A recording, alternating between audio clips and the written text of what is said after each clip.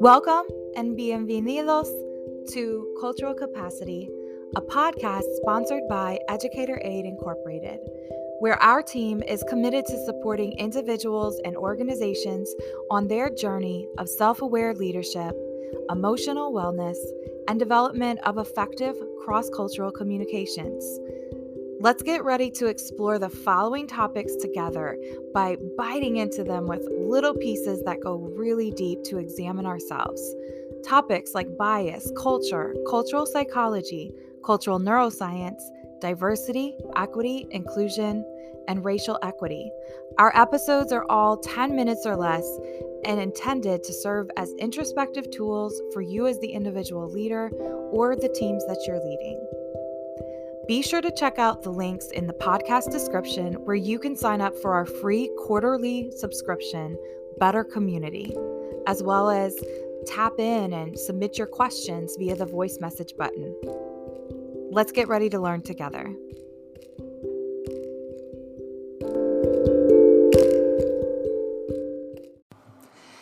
This morning, I want to talk just a little bit about one really important component in any individual's cultural narrative or an organization's cultural narrative.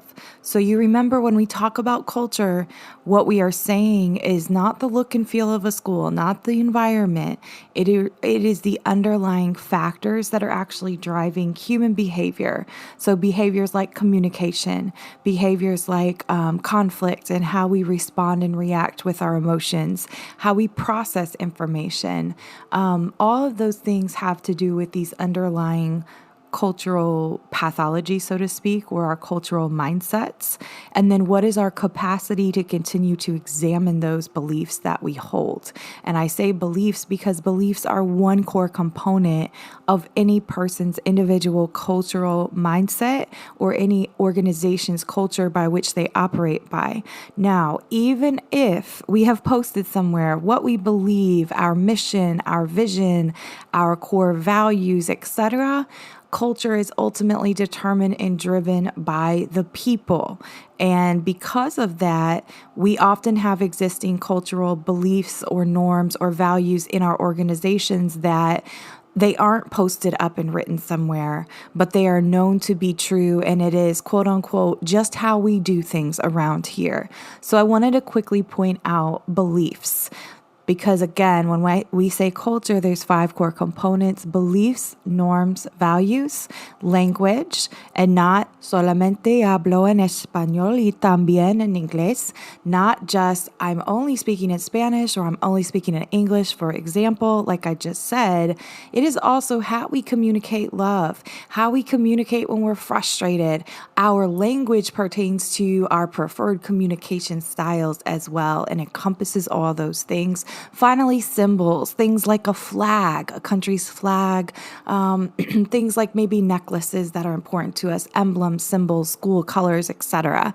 So when I speak about the beliefs portion in particular, the reason why in our inclusive leader cohort programs, we have a module devoted to religious systems, regardless of how you identify, if you are religious, if you're not, if you believe in a God or the universe or a creator or not. It doesn't matter. The reason why we dive into religious systems is specifically in the context of many, many countries and how they're founded, but specifically in the context of the country that we find ourselves residing in, the United States of America. Religious systems have been a way to perpetuate often and justify harmful beliefs. So there's 2 key teaching points I want to make. One is this: just because you hold a belief does not mean that it's true.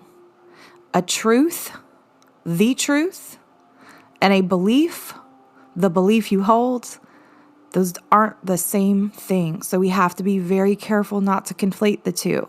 So that's number 1. Just because you hold a belief does not mean that it is true.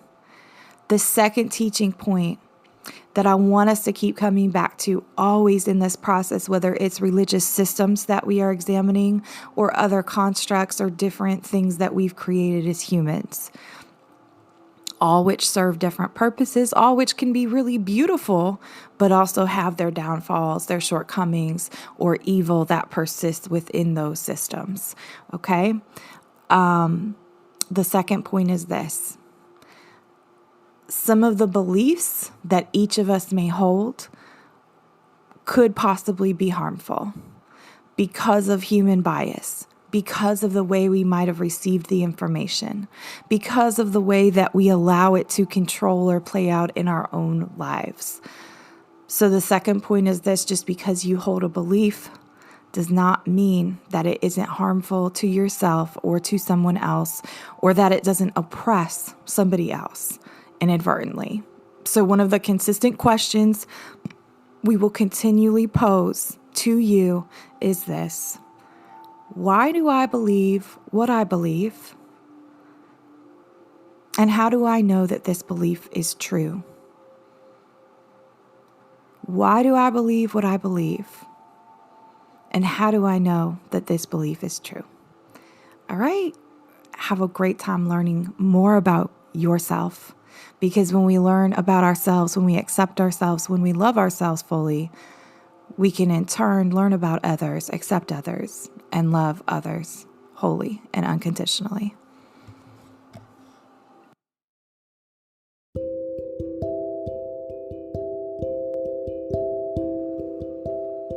Thank you so much for showing up for yourself today and tuning in to this episode of the Cultural Capacity Podcast. We're glad you're here. If you found value in this episode, be sure to share out with your social networks. Hit the subscribe button and leave us a review on Apple. You know, all the things. Finally, don't forget to take advantage of our free quarterly subscription that is in our podcast description. The link is right there. It's called Better Community, and we would love to have you join us there too. Until next time, take care.